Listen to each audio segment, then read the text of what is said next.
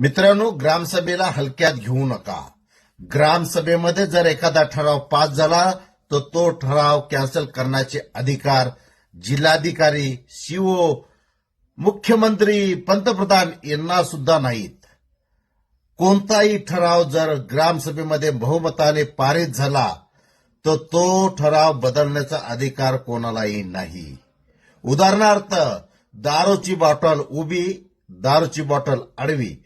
जर ग्रामसभेमध्ये दारूची बॉटल आडवी असा ठराव पारित झाला, याचाच अर्थ असा होतो त्या ग्रामपंचायतीमध्ये दारू विक्री बंदी आहे.